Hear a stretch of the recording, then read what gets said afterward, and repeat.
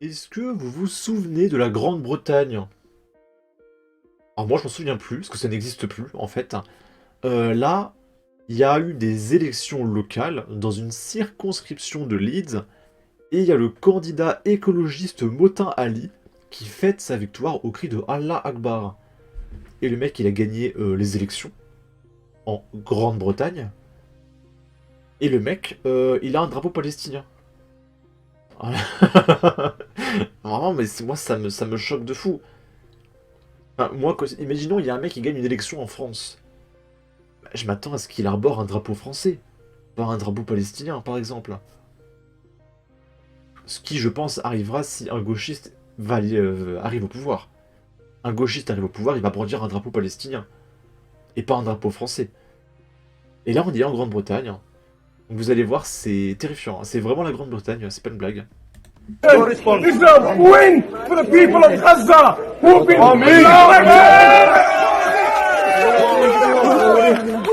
We will not be silent. We will raise the voice of Gaza. We will raise the voice of Palestine. Allahu Akbar. Et là, c'est pas une blague. Ce mec est un élu de Grande-Bretagne. Alors, on est en plein dedans là, hein, d'accord? C'est c'est terrifiant, d'accord? Désolé, mais il ne s'agit pas de la Grande-Bretagne. On a tous reconnu le drapeau derrière, cet individu est un élu de Palestine. Cela explique sa fête et sa victoire au cri de Allah Akbar. Leur Dieu est vraiment grand et fait beaucoup pour ce pays.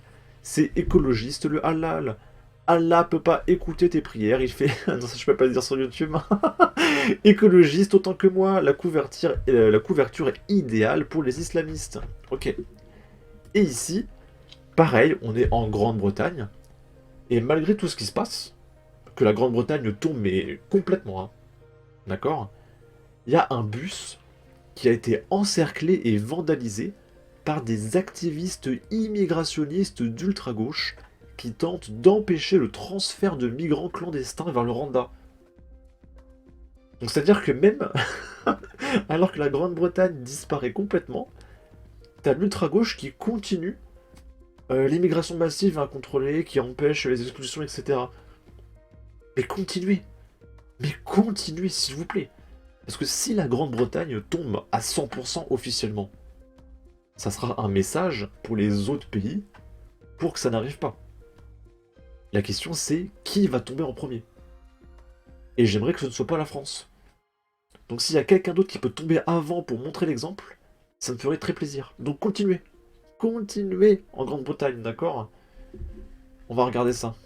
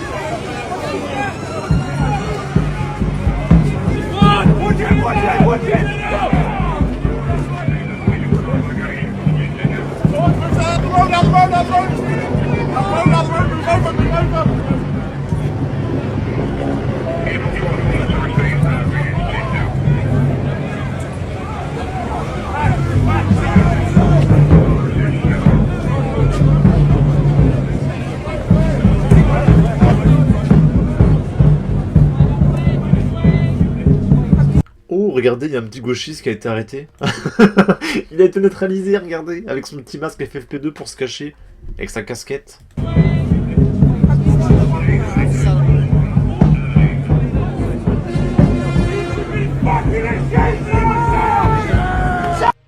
Ok. Bon, à la fin, j'ai cru entendre un gros mot qui commence par F.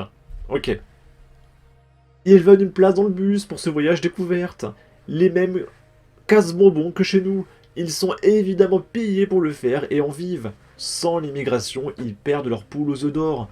Ok, on comprend, mettre ces gentils ONG avec en accompagnant. Les billets aller, offerts et pas de retour. Ok.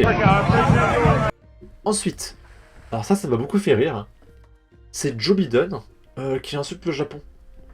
Il qualifie le Japon de pays très méchant. Parce que le Japon est un pays fermé. Et aussi surprenant que cela puisse paraître, il faut des papiers et avoir envie de travailler pour aller au Japon.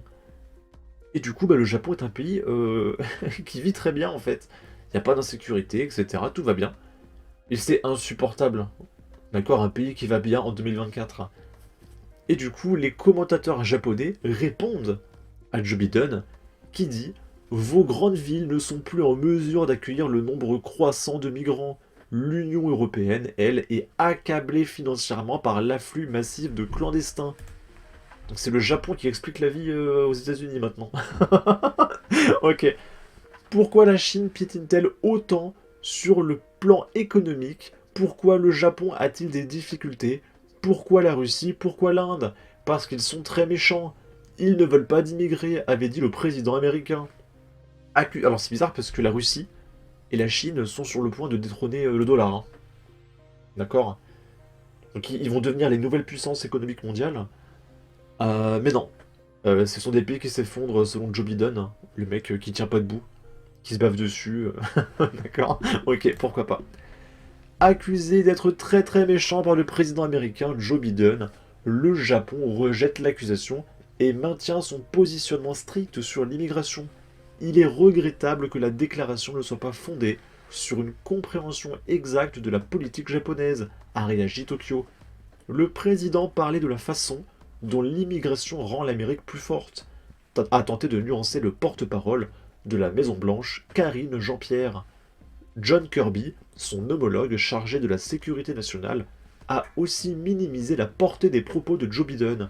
Les nuances apportées par les porte-paroles n'ont pas calmé les commentateurs nippons. L'immigration est le sujet sur lequel le président Biden se trouve le plus en porte-à-faux dans sa confrontation avec le candidat républicain Trump, a ironisé Seiko Mimaki, spécialiste de politique américaine à l'université d'Oshisha.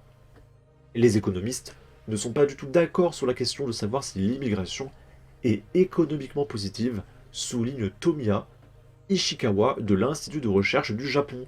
Dans certains pays, des immigrés sont actifs, mais globalement, beaucoup posent problème. Le Japon doit faire savoir aux États-Unis qu'il ne pratique pas l'exclusion, mais qu'il assure un contrôle des flux et garantit les droits des étrangers. Et c'est cool. En gros, ils acceptent que ceux qui viennent travailler.